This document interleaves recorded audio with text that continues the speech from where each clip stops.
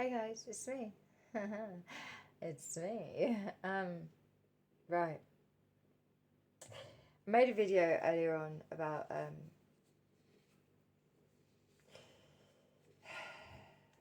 I went out for a walk this morning at 6:30 in the morning. Actually, because when I don't work with my ex-partner, oh no, start again. Let's start again. Can we start again? Can we start again? Okay, someone wants to start again with you. That's lovely. That's really nice. It was 2:09 on my clock then when I saw that. Now that aside, so someone wants to start again. Okay, but let's just put that aside. Um, when I go to work with my ex-partner, my son. No, let's start again. When I don't go to work with my ex-partner and I'm here with my son in the morning, he's ASD, he's 14, and he's just developing key aspects of his personality at the moment. And we do clash. We clash a lot. Because I'm very up. You get up, get out, get washed, get dressed, get out. Off you go. Go start your day. Just just do it. Just get up and do it, and it's done, and you're out, and you're having a great day. Because he thrives at school. He really does. He's always thrived in an educational environment. He absolutely loves education. Um, there was a time when he was at this same school where he didn't actually have a teacher. He was just in a room on his own with work put in front of him, and it bored him so much that he did not have a teacher to learn from, that he just put himself in all his classes in the end. He's like, no, I'm going to class. I don't care about autism. I have to be on my own. I need to be taught. I can't just have work put in front of me. I need a teacher. And so he put himself in all his classes, and bravo. But he's always loved to learn. Always. And any time he's had off school, it's always been because of anxiety, not because I was making him or anything else. It's because he was in a school then that he wasn't able to flourish. And this new school, I take my hat off to them. I really do, because they've enabled him, give him the space and the time that he needs to be able to flourish, to the point where, yeah, you want to sit on your own in that room, off you go, to the point where he went, no, actually, no, I need a teacher. I need to be taught. And he loves it. He loves it. I mean, he does end up teaching everyone else too, but we clash a lot because of the way he is and the way I am. His autism is one way in the day, and then his ADHD comes out at night. And it doesn't mix with the way I am, which is up and out. Get up, get dressed, get up, get out. And sometimes I don't always do that myself, which is difficult for him to understand. That even when I'm on him, come on, get up, eat your breakfast, get in the shower, get dressed, get out to school. I could still be sat in my pajamas, you know. And we were clashing, it wasn't working, and I found this may be helpful to someone out there, I don't know. This is not the message, it's part of it, I guess. I found actually a couple of weeks ago when I started to leave early, I was like, right, listen, I'm off out with your dad, help your dad. And actually, I'm going to be leaving at 5:30 in the morning, which means at 7 o'clock you're going to be able to get yourself up, getting yourself your breakfast, which he still doesn't. I put his breakfast in his room the evening before, or sometimes I pop it in at 5 a.m. shortly before I leave the house. Um, but I was saying to him, right, actually, your father, he's very tired. He's very tired, and I'm worried about him driving. All this lot. So I said, right, I'm going to help you, Dad, and I'm going to leave it to you to get yourself up and out the door. He has a key, and he was like, what, really? I was like, yeah.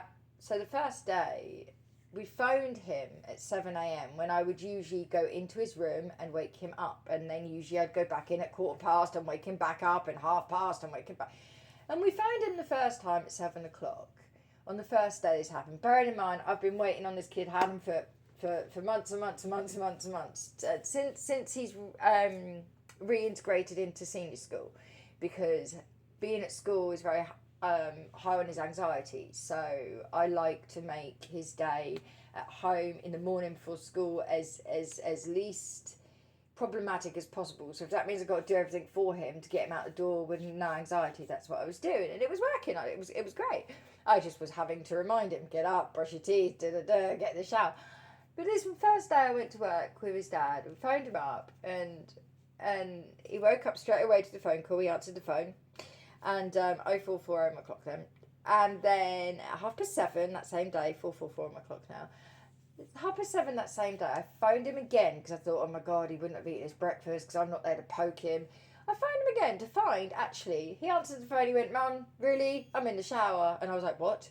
Now, normally, I was get up, get to the shower, go to the shower. He wasn't getting in the shower till like quarter to 8 in the morning. And this morning that I was not here, he got in the shower 7:30 of his own accord. Okay, that was the first day, and he was out the door on time for school, washed, dressed, pressed. He didn't do his teeth, but you know what? We pick our battles. And when he's older, if he gets a hole in his tooth, I mean, so far he's only ever had the tiniest hole filled, and that was when he was about 9 or 10. And it was the tiniest hole, and we caught it real quick. And he hated the drill so much that, no. So, you know what, and we do that. We pick the big things, we pick the small things. We have to really pick, right, what's worth picking at and what's not. Because when you pick at a child for every single tiny thing they do, they withdraw. That's what they do. They withdraw, they go inward, or worse, they lash outward. And we don't want either of those things. We want them sort of in and out, in and out, in and out, just sort of, you know, teaching on the edge of in and out all the time. A happy medium, if you like. I wish I was a happy medium. I'd like to be a happy medium. I'm not a happy medium. I'm a medium, but not so much a happy one. But anyway, so this one day he was in the shower by 7:30. And then the next day, he did it again. And then the next day, he did it again. And then the next day, I had to be home. And I went in at 7 o'clock and expecting him to be in a routine now. But then at 7:15, I didn't hear him up. And I went in there and he was still asleep. And I was like, what's going on here then? How come when I'm out, you can do it, but when I'm in, you can't? And it was heartbreaking. It was heartbreaking because he said to me, I can just get on more when you're not here. And you know, it was soul destroying. Actually, it was. But he's changing. He's hormonal. He's just turned 14. And the things that used to work won't work now. Like the things when he was a young child, under 5 years old, you can't use those strategies with an adolescent. And you can't use adolescent strategies with a teenager. It's everybody changes. Our taste changes, our hormones change, everything about us, we're always changing, especially children under 25 years old. So, and it was heartbreaking, but I saw that that's what worked. And as parents, we do what works. If our child is able to get up, get dressed, get out the door quicker and easier and more able to do so, if we're not actually on the premises because they're ADHD or they're autistic or whatever their needs are, it doesn't matter what their needs are as long as we are actually accommodating their needs to give them the best start of the day they could possibly have, especially if they're going to school or college for their education, because education is key, absolutely. So I decided that on the days I was not working with his dad, like today, I would go and do some of my project 0808 on my clock. Mr. Z, hello babes. I've decided 0808 is Mr. Z's number. That's what I've decided now. I don't know why, but it seems to pop up when I talk about Mr. Z. So 0808 is Mr. Z's number. So I decided what I was going to do was I was going to stick to the routine for him because it worked. And when I'm here around him, come on, up you get, he must feel like I'm nagging him, because I am nagging him, because I want him up, I want him out the door, I want him, you know, go start your day, because there was so much time that he had off school because of being picked on, because of the neighbours, because he was anxious, because of social services and the police and our abuse. He had so long where he wasn't socialising and he wasn't integrated into society, when he's a happy little chappy really, and he was born to be with people, and he really was, bless him, even if he is a bit up his ass sometimes. I can't imagine where he gets that from. Honest. Anyway, 0909 on my clock. 9:11 now. So on the days like today that I was not at work with his father, I went out at 6:30 in the morning, so to maintain and keep up that routine for him. And I phoned him at 7 o'clock and he got up, and I said to him, can you text me just before you get in the shower so I know that you're up and I know that I don't have to ring you? And lo and behold me, 20 past, 25 past 7, he messages me and says, I'm just getting in the shower now, Mum. I'm like, thumbs up, well done. And it is soul destroying. It is, to know that people are happier without you around because you clash. Happier that you're nowhere near them so they can actually get on with their day. It's very difficult. But on the flip side, if there is anything wrong with his emotions, if there's anything wrong with his heart, I'm the one he comes to. They both are. I mean, my 21-year-old, he phones me 20 times a day. I'm not joking you. He phones me to tell me what he's doing, when he's doing it, how he's doing it, if he's made a phone call, what came with that phone call, if someone phones him back, when they're going to phone back. When they phone him back, he phones me to tell them that they phoned him back. Both of them are very, don't be anywhere near me until I need you.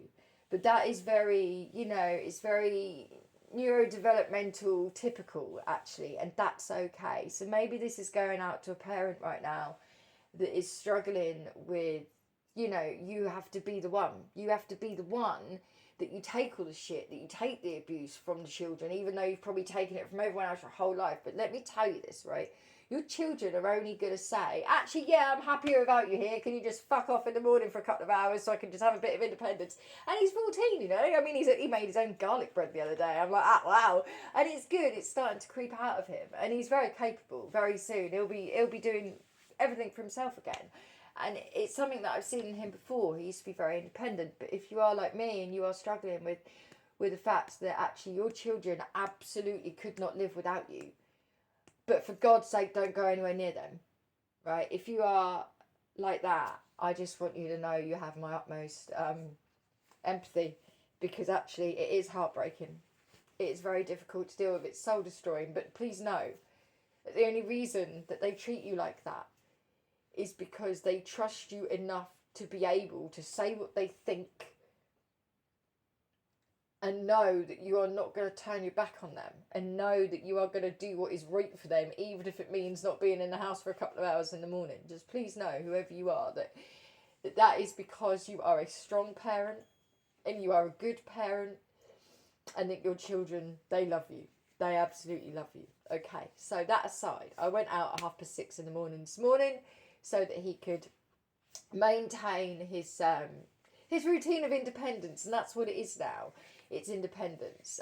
So I don't want to be working with his dad 5:30 in the morning and him have an independence some days, and then the other days I go in and wait on him again, because it's message mixing. We can't mix the things we say once we set something in place with a child. Once you say, right, I'm going to give you this independence, if you take it away again, that's going to cause a bit of problem. Okay, so that's why I'm doing what I'm doing. So 6:30 off, I went out this morning for my nice long walk. I didn't get back into 8:30 this morning.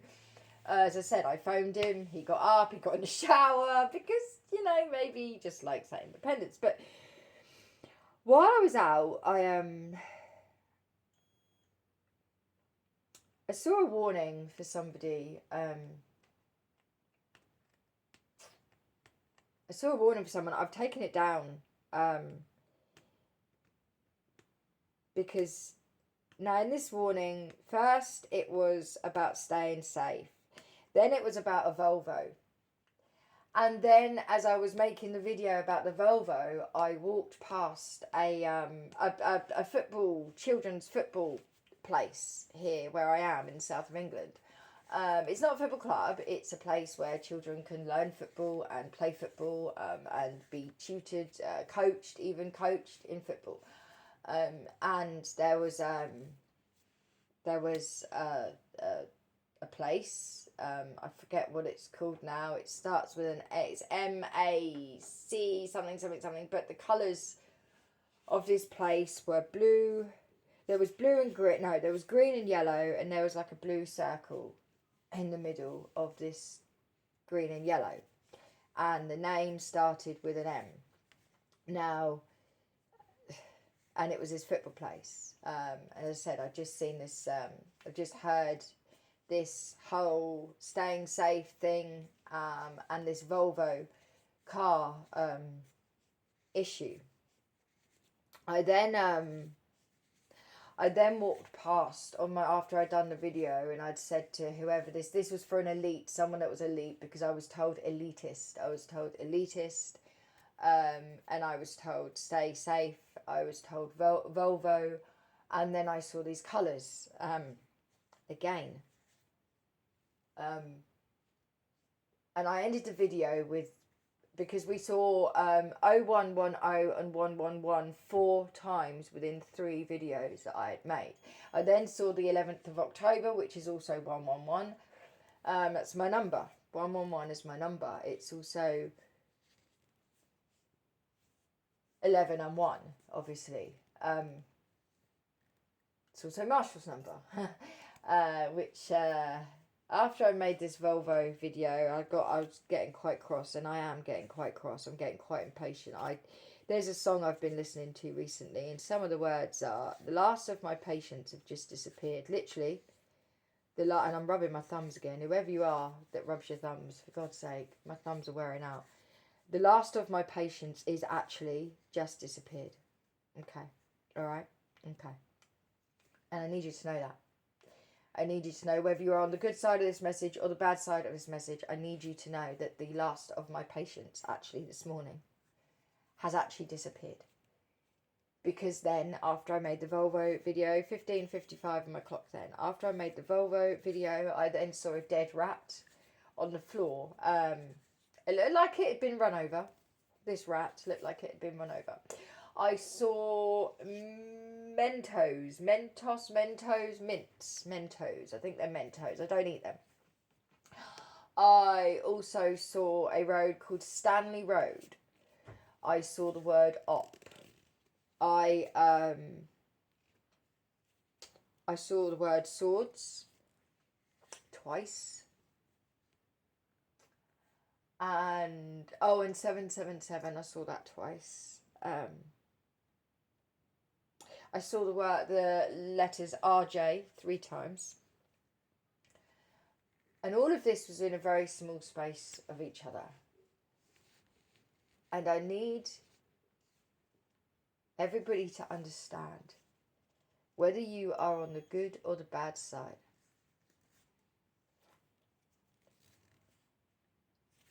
no patience is in me. Okay? No patience is in me. No patience within me. There is no patience within me.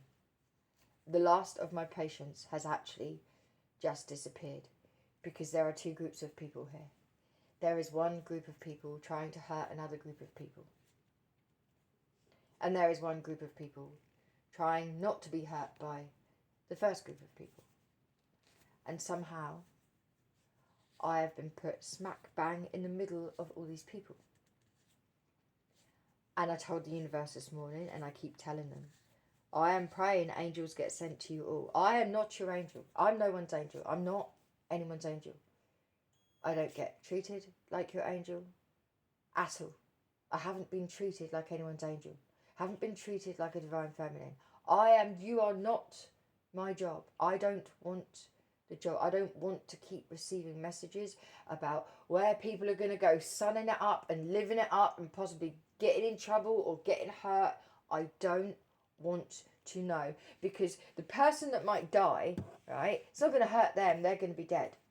The person that's doing the hurting, it's not going to hurt them. They're going to be happy.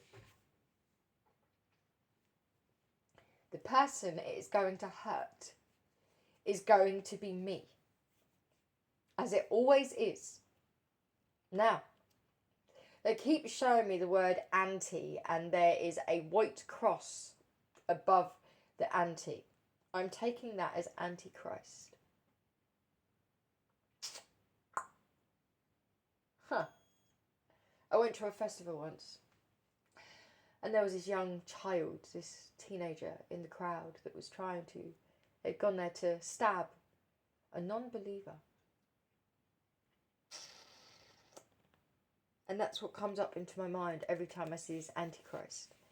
And that's been since this whole Volvo thing and all these colours and this airplane bollocks and all this lot, right? All this lot.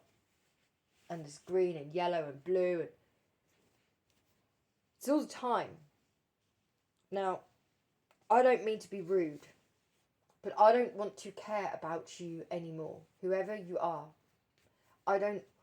They're showing me my springy thingies, and they're showing me my...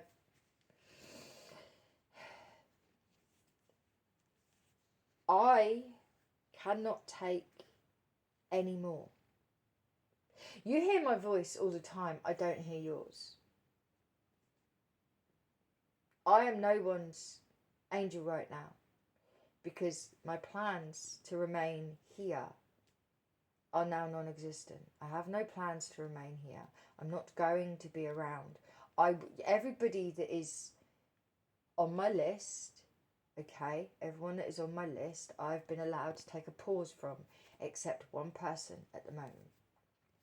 Because it is important that one person, he might not be able to do the job for the smaller place, but he is destined to go on and do a job for a much larger place. Now, anyone else that was on my list of protection, sadly, because chance after chance after chance after chance after chance after chance has been given for people to come towards me in the correct way, like a phone call, like an email, like a meetup, like something that is needed, like right now, or last week, or last month, or last year, not next year, not the end of this year, not the summer, not any of that. You don't understand. And you sat there thinking, well, you're trying to push me. No, I'm not trying to push you. The universe, 2112 on my clock, the universe is trying to push you actually into doing the right thing. Now, I'm telling you, this is a friendly warning, not even a warning. This is me telling you, right? I don't want to know about your travels. I don't want to know about who you're going to be sleeping with. I don't want to know when you're sleeping with somebody. Thank you. Thanks for all the energy everyone keeps sending me. Go shag who you like. I couldn't give a fuck right now, okay? I don't care. You don't care that you might get yourselves in trouble. You don't care you might get yourselves hurt. You don't care that channeling the energy hurts me. You don't care. So actually, I don't want to care. Thank you. I tell the universe, I don't know and I don't care all the time. That's a lie. I probably do know and probably do care, but I don't want to. I care far too much for you lot that don't give a monkeys about me, and it's time it stopped. I don't want to know what's going to happen to you. I don't want to know about elitists in Volvos in fucking Brazil or Spain or anywhere else. I don't want to know about Ryan, about this, about that, about freaking hackers. I don't want to know. Go do your thing. I don't want to be attached to your energy while you're doing it. Thank you. It's disgusting. I don't want to feel your sexual energy when you're bumping uglies with someone else. Thank you. I don't want it. I don't want the energy anywhere near me. I don't want to keep channeling people that need to stay safe, that go into all these different places where they don't care, because they'll be doing to the next girl what they did to me. Because I don't care. I don't want to care, I should say. Of course I care because I love you all dearly. Even the karmics, I love you all dearly. But I don't want to, and I don't want to care, and I don't want you to keep sending me shit or asking the universe, oh, when am I at risk? And then the universe telling me, and then you pushing me, so I have to channel it to tell you. Because you don't deserve me, and you don't deserve what I can do. You don't deserve me. You've treated me like dirt. 23 on my clock. You treated me like absolute shit.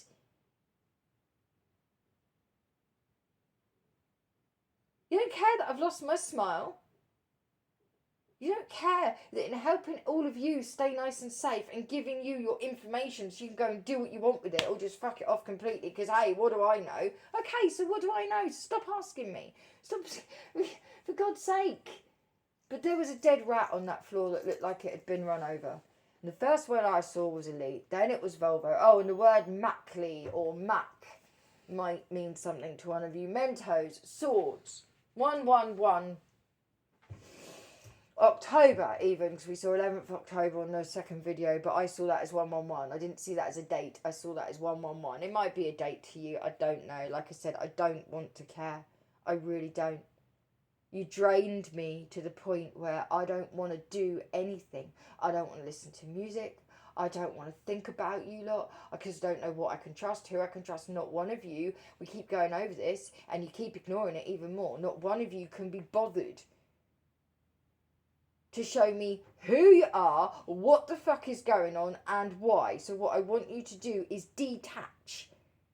24:42 then on my clock. Whoever you are, wherever you're going, whatever you're doing, however you're going to get hurt, if you're going to get killed, you're going to get killed.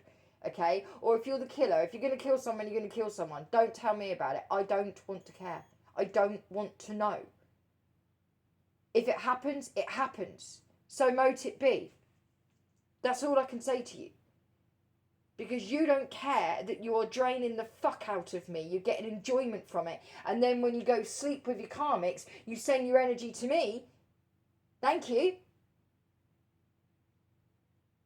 When you go to your different countries on tour and travel and this and that, you send your fucking sexual energy and all your bullshit energy to me. No thank you.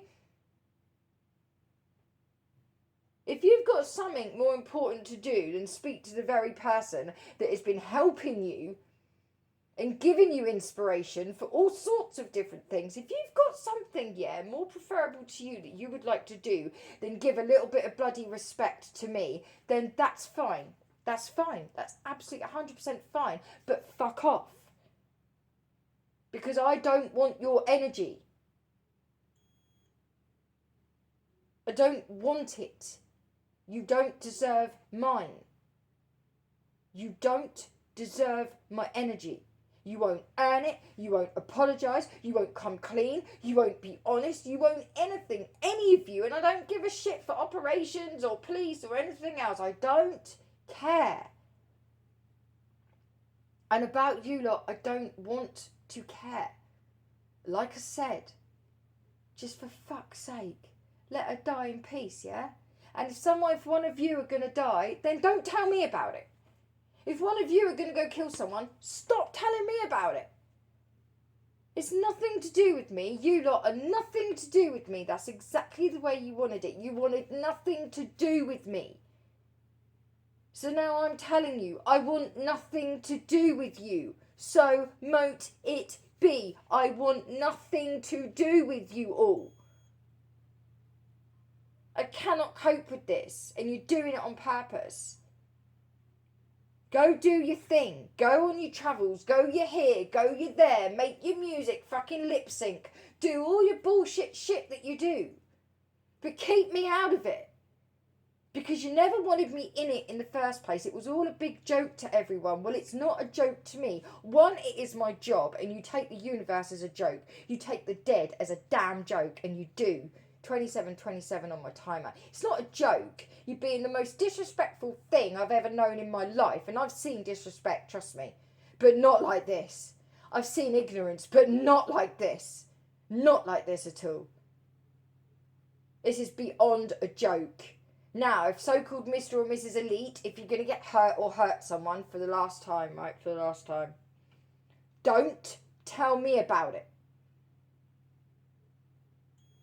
Don't tell me about it.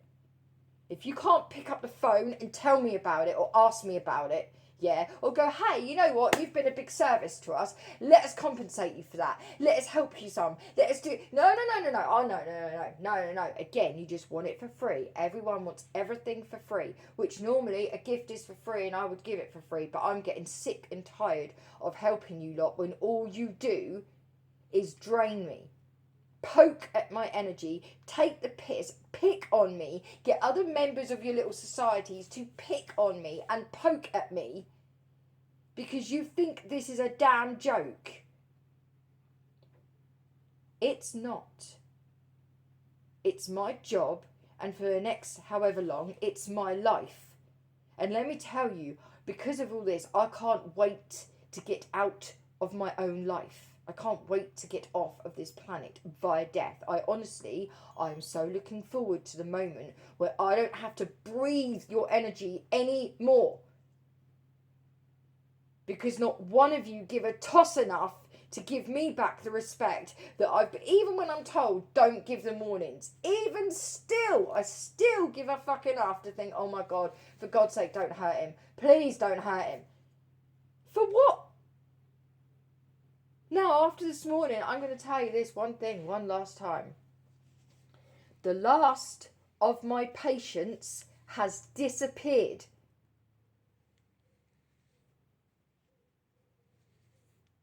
I don't know what else to say to you, sir. You don't listen. You don't care.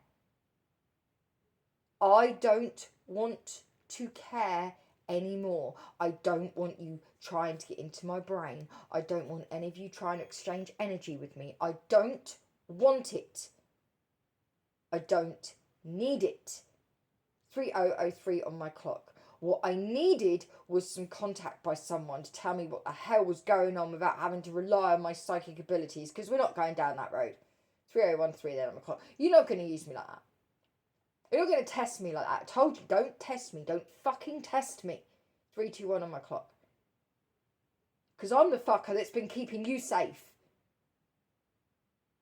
That is how stupid this is. 3030 on my clock. I'm the one that's been keeping 333 on my clock, keeping you safe, and you test me? Yeah? You keep trying to get all the answers about how for you to stay safe, but you don't give a shit about my mental, 345 on my clock, about my mental health status, about how I'm coping without anyone and having to do this all for you. You don't give a monkey's. There's a limit and there's a line to angelic protection, okay? And you have just reached it. In fact, you were stood on the line. You've now crossed it this morning. This morning, you have just literally stepped over that line. Well done. 3113 on my clock. Well done.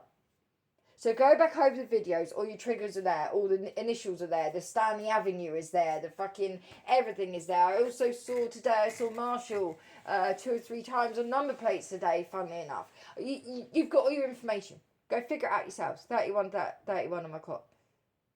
And if you think you're so big and you work with this person, you work with that person, you're so elite, then do it yourself. Be your own protection. Because now I'm on my own side. I'm on my own side. Not yours, not theirs, not anyone's. My side. Because guess what? I'm the only one here. I don't see anyone on my side. I don't deal with, oh, we're moving in silence. No. No. No. Absolutely not. You've been told many times. Now, I've taken the original video down and there will be no more. I don't want to know. If someone is going to get hurt, they're going to get hurt, because I cannot cope with constantly being the one, to put you lot first when you can't even be bothered to pick up a phone. 3232 on my clock. You cannot even be bothered to find a way to speak to me at all, yet you want me to psychically get your answers about how to keep you fucking safe or what's going on for you. No, go and enjoy your travels, go and enjoy your tours, go and enjoy your things, go and enjoy your lives, and leave mine alone.